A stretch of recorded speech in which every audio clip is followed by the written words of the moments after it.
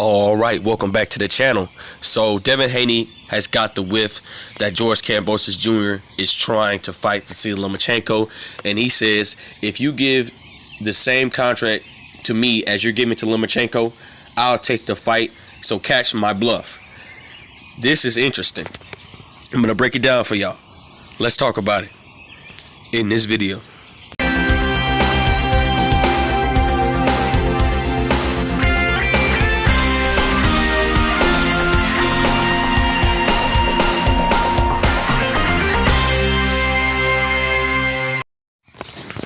King Jr. got another video for y'all. Please sure that you make sure you like and subscribe to the channel to get all your latest boxing news. I'm going to try to keep the boxing news rolling. With that being said, Devin Haney calls out George Kambosos Jr. and says, hey, whatever contract you send Lomachenko, you can send me the same contract and I'll accept all the terms. Well, this whole Devin Haney and George Kambosos situation has been a whole debacle. As we've seen, George Kambosos Jr. change his tune. 1 minute he says he wants history, and the next minute he says he wants money. And Devin Haney, no, let me backtrack. Lou DiBella stated that they sent the contract to the zone, and Devin Haney was asking for too much, and he basically priced himself out. And Lou DiBella told Eddie Hearn to screw yourself. We're not dealing business with you no more. And Devin Haney's an email champion. Nobody knows him. With that being said, Devin Haney says, well, send me the same contract as you sent in Vasily Lomachenko, and I accept it and sign the contract today. And this is getting ridiculous with George Kambosos Jr. Obviously, he's running the same route as Teofimo Lopez. And this will make perfect sense for George Kambosos Jr. to fight Devin Haney because it's for all the marbles. And he will be getting his highest payday with Devin Haney instead of Vasily Lomachenko. But make this make sense, guys. If George Kambosos Jr. beats Devin Haney, he can still fight Vasily Lomachenko because Vasily Lomachenko would be the WBO mandatory. And what's crazy to me is that Bob Arum has agreed to give George Kambosos Jr. a rematch clause. Now, we know the whole scenario with Bob Arum and all his fighters that he doesn't like to do rematch clauses because it's a waste of time. And so, I believe they agreed to the rematch clause. And George Kambosos Jr., on the other hand, is basically giving ridiculous demands to Top Rank, and I'm really going to be curious on how much money George Kambosos Jr. is going to make with Top Rank.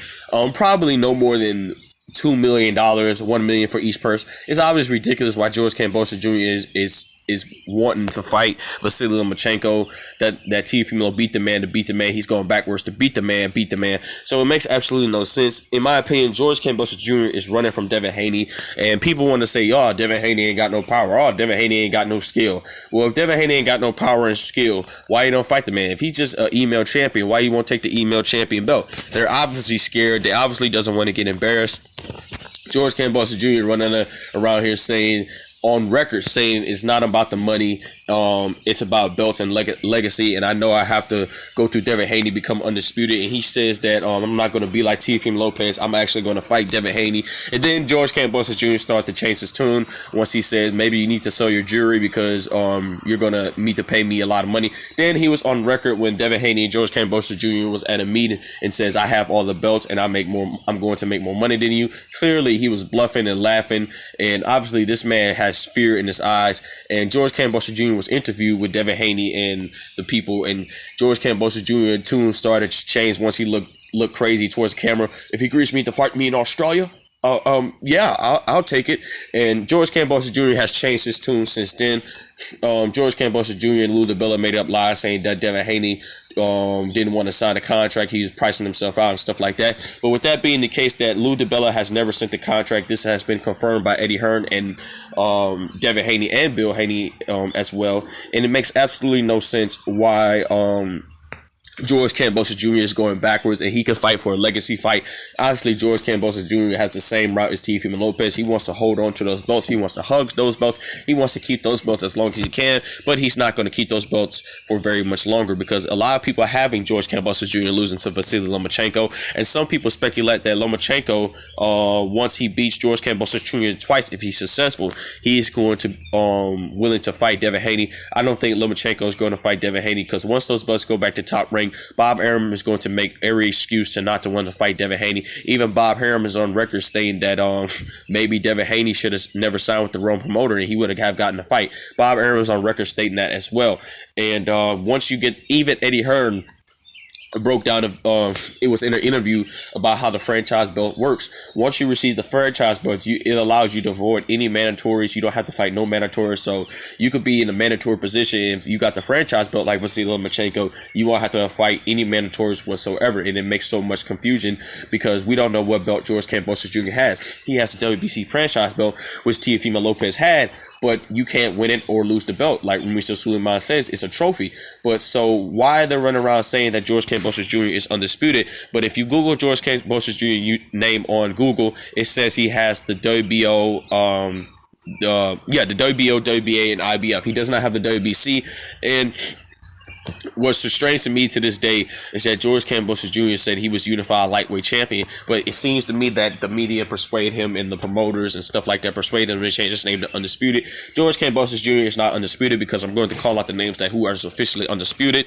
Bernard Hopkins, Jermaine Taylor, Terrence Crawford, Alexander Usyk, Josh Taylor, and my favorite fighter, Canelo Alvarez as well. Those guys are undisputed.